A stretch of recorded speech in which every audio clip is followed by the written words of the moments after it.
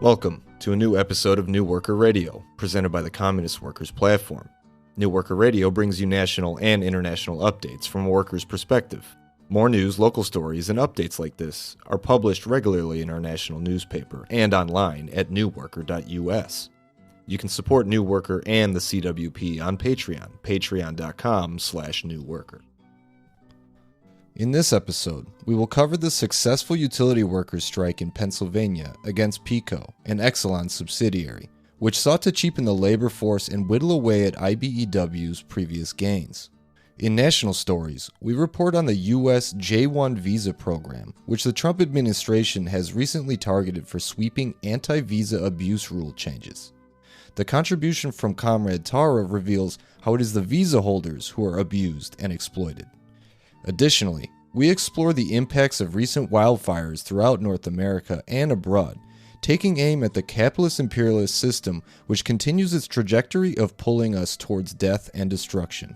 Finally, we examine the recent military alliance forged between Saudi Arabia, Turkey, and Pakistan, and the statements of the Turkish Communist Party condemning such imperialist alliances.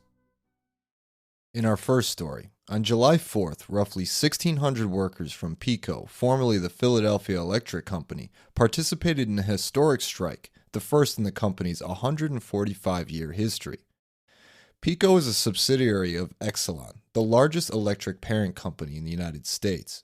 Negotiations for a new contract between PECO and the International Brotherhood of Electrical Workers Local 614 began in January of 2026.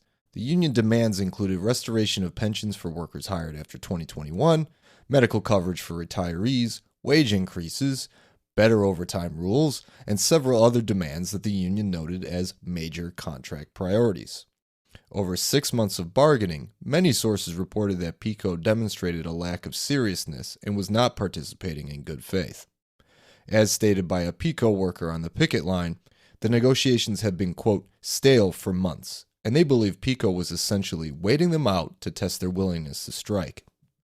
In late May, the workers overwhelmingly voted in favor of authorizing a strike and took to the picket line on July 4th.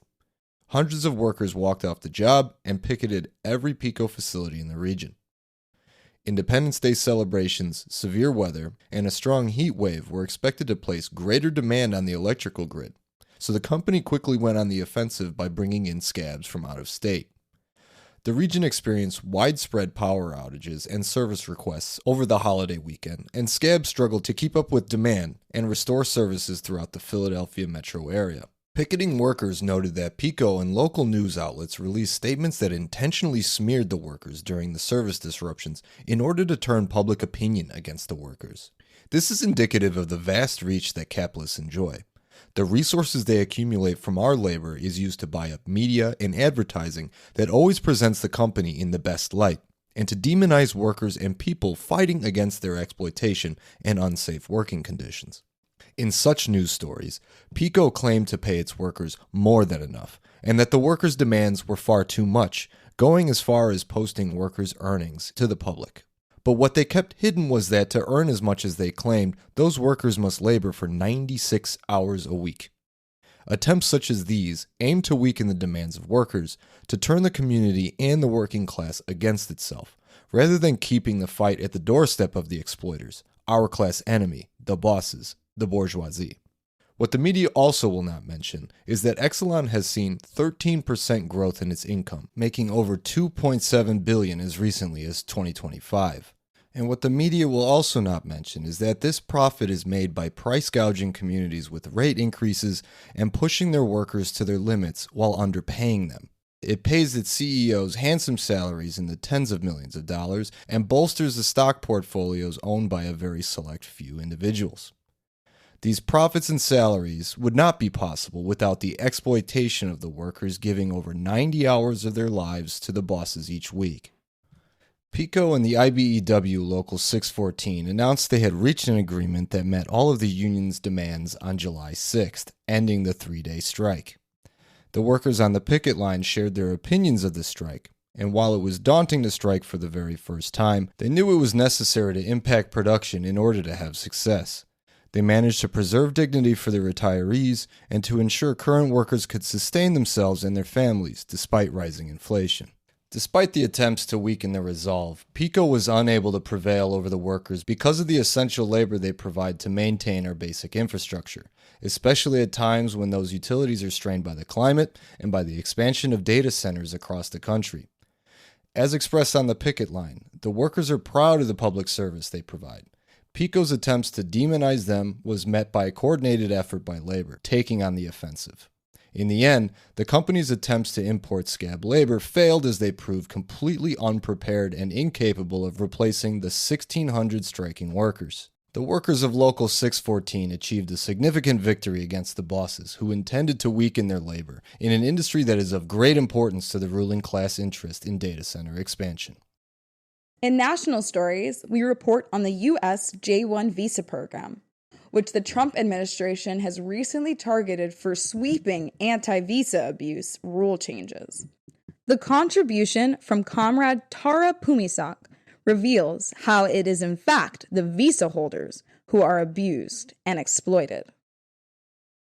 When my friend told me his brother was paying $160 a week to live in a house with 31 people and only 3 bathrooms, I was shocked, but not surprised. His brother came to the United States through the J-1 Work and Travel Program, which is promoted as a cultural exchange opportunity for international students. In reality, many students end up in overcrowded housing, unstable jobs, and conditions that barely allow them to recover the money they spent to come. His story reminded me of my own experience on the J-1 program.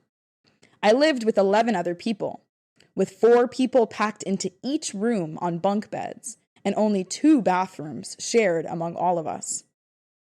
The landlord restricted basic things most people would consider normal. We were not allowed to use the dishwasher, and the laundry room was only open 2 days a week. For 12 people working long hours and relying on just a few work uniforms, 2 days of laundry access was simply inadequate. I worked at a local sandwich chain that hired many J-1 students. Because I arrived early, I secured a position.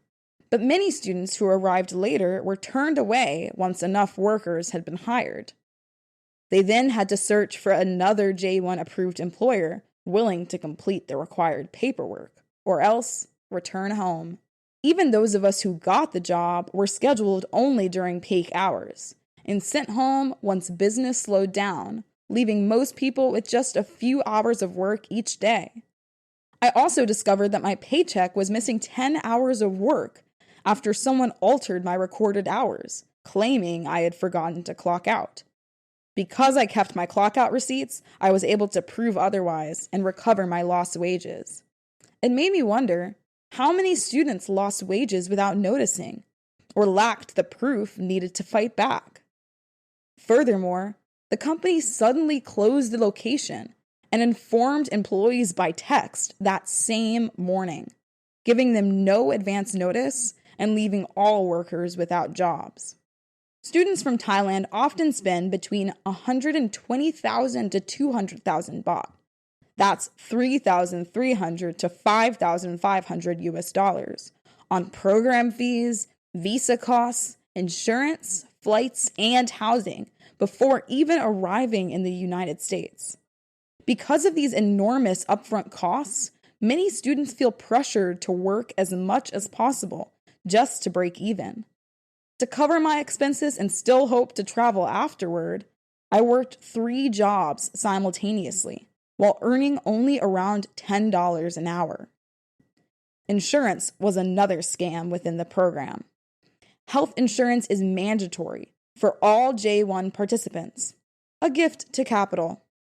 Yet many students discover how little protections they actually have once something goes wrong. One of my friends crashed her bicycle into a pole and was taken to the hospital in an ambulance. After waiting hours without seeing a doctor, she decided to leave and was later charged close to $3,000 for the ambulance ride because insurance refused to cover it. Another friend suffered an even worse accident when her pinky finger was cut in a vegetable cutter at work. After waiting hours at one hospital, she was transferred to another because the first could not reattach the finger. By the time the surgeons attempted to reconnect it, nearly 8 hours had passed and the tissue had already died. She permanently lost her pinky.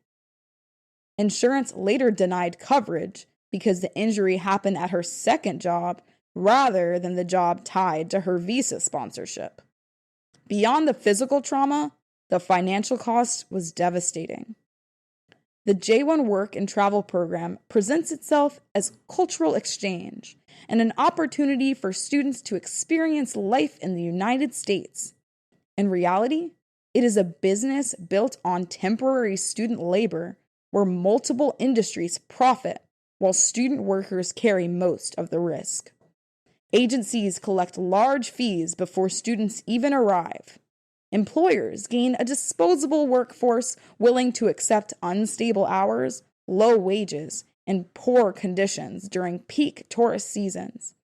Some employers also take advantage of the fact that students have limited alternatives, depend on their jobs to recover their cost, and will return home within a few months, making them less likely to challenge mistreatment or pursue legal action. Meanwhile, landlords profit from overcrowded housing and exploitative rents, and insurance companies, as seen in these cases, continue collecting mandatory payments while denying coverage when students need help most. These are not isolated incidents, or simply a few bad employers. This exploitation is caused by capitalism, whose main goal is profit maximization.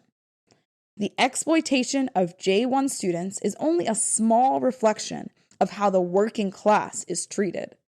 Workers are expected to sacrifice their time, health, and stability so businesses can continue to increase profits. Working class exploitation will never end under capitalism because profit always matters more than workers' lives and welfare. 2026 has been yet another year of severe weather events, and throughout the months of July and August, wildfires continue to rage around the world. Canada has experienced major wildfires, resulting in the destruction of over 735,000 hectares of boreal forest.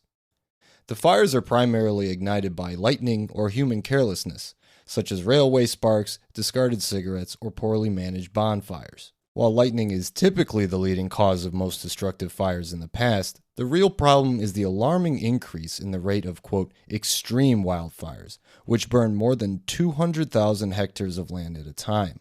They can comprise just 3% of the annual fires, but account for 97% of the land burned throughout the year.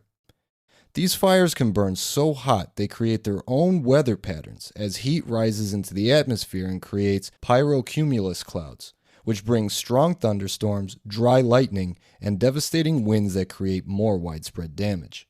While the initial causes of fires remains consistent, the occurrence of extreme wildfires is due to the severe worsening of fire conditions around the world. Climate change is the primary driver of these conditions. As the atmosphere becomes warmer, we experience longer summers, earlier snowmelts, drier forests and soil, as well as shifting jet streams which reduce rainfall. The expansion of warmer weather allows pests like the pine bark beetle in Canada to move into new areas and kill countless trees. All of these factors make extreme wildfires far more likely and much more devastating when they do occur. These same ecological trends result in the disappearance of naturally occurring wetlands, allowing fires to spread beyond the boundaries that could previously contain them. In recent years, the frequency of these natural disasters has been increasing. We observe more tropical storms or hurricanes that last longer and grow stronger. In the case of wildfires, 2023 saw an all-time high in the destruction of wildfires in Canada, and every year since has come close to breaking the record again. Since 1959, the 6 most destructive years on record have been from 2017 to 2025, and 2026 is a continuation. As of August, severely destructive fires are burning on nearly every continent. Fires continue in several territories of Canada, while the United States experienced an increase of wildfires in Oregon, Washington, California, and Alaska. Mexico has also experienced fires that are far more widespread and destructive than in previous decades, with multiple large forest fires in Chihuahua, through western and central Mexico, to the especially devastating fires in Chiapas and Oaxaca. At the same time, countries such as Peru, Argentina, and Bolivia are facing similar circumstances, with widespread destruction and displacement. In Europe, dozens of wildfires tore through Spain and France, forcing thousands to evacuate. Even in these instances, the formation of the previously mentioned pyrocumulus clouds were observed and contributed to the destruction, as these fires grew so large, burning thousands of hectares. Other countries that have also experienced severe wildfires in July 2026 are Portugal, Italy, Greece, Turkey, Algeria, Morocco, Russia, India, and China. It is undeniable that climate change, deforestation, fuel buildup, and ecological fragility contribute overwhelmingly to these disasters. The impact of climate change, environmental degradation, and capitalist accumulation will threaten the lives and livelihoods of people around the entire world. Capital accumulation requires endless growth in the pursuit of profit, which means it will continuously seek out new resources to deplete, increasing extraction of fossil fuels, timber, minerals, and even land. At the same time, the byproducts of refinement of these resources are dumped and discarded haphazardly across the globe. Competition between firms pushes them to find the cheapest solutions to problems such as waste disposal, containment of hazardous materials, and anything else they want to classify as a, quote, externality. The lives of millions of people, our health, our homes, and our cities are treated as if they don't matter when considering the consequences of infinite capital accumulation. Chemicals pollute the air we breathe, and the world is burning down around us. The impacts of climate change are no longer speculative, and we are forced to wrestle with it. Yet our capitalist imperialist system that spans the globe continues its trajectory towards further destruction. Instead of working to save the world, the overwhelming majority of capitalists, the groups that represent capital, are hedging their bets, aligning themselves in positions to avoid the most devastating impacts, and making sure they are separated from us as the world continues to burn. From the big picture of the wildfires across the world to the smaller pictures of each country experiencing its own form of irresponsible land use, deforestation, or defunding of emergency services intended to fight these fires, the common denominator is the interest of capital leading the fate of the world like a dog on a leash.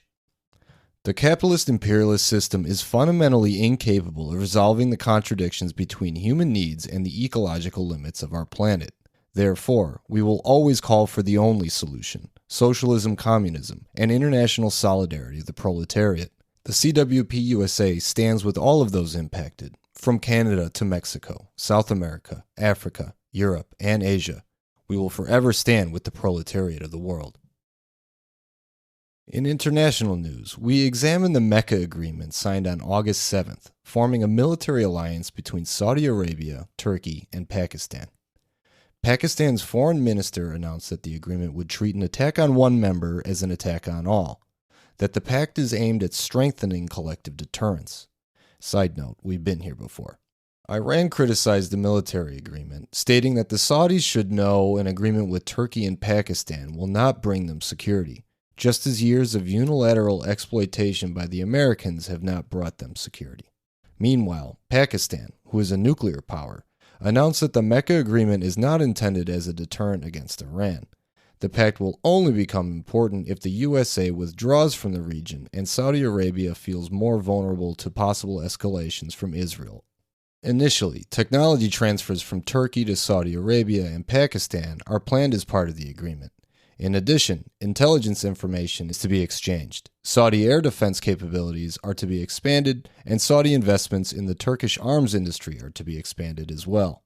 However, the agreed mechanism that an attack on one member is considered an attack on all three can therefore trigger the type of military alliance which threatens to expand existing or future military conflicts, be it in connection with Iran, Yemen, or other conflicts in the region. The Communist Party of Turkey notes that this agreement is the implementation of negotiations that took place at the recent NATO summit in Ankara. Turkey's combat and military capabilities are being used for imperialist plans in a wider geographical area, with Turkey allying with the reactionary forces in the region, such as Saudi Arabia. The threat that Turkey will be drawn into the imperialist war has been increased by this agreement. The TKP states, quote, "There is no guarantee that the conflicts in which Saudi Arabia is involved today in Yemen and the Red Sea will not affect Turkey tomorrow." The claim that the agreement aims to mobilize regional powers against Israel or even to establish a new balance of power, quote, "lacks any credibility," according to the TKP. Turkey's security is not guaranteed by military alliances, more armaments, or a more significant role in imperialist plans. Quote, "Turkey's security depends on its withdrawal from NATO, closing imperialist bases, expelling foreign troops from the country, and developing relations with our neighbors on the basis of equality, sovereignty, and mutual respect." The TKP states further that this can only be achieved by strengthening a consistent anti-imperialist will of the people of Turkey. As communists, we know that without the strength and organized power of the working class and people around the world, we will not escape the war spiral that the ambitions of the capitalist class want to draw us into. Thank you for listening. Don't forget to like, subscribe, and hit the bell icon so that you can get notifications when our next episode is published. If you're outraged over high costs of living, soaring rents, and the stress of navigating day-to-day life, consider the CWP USA to fight for a real change. To learn more and sign up, go to cwpusa.org.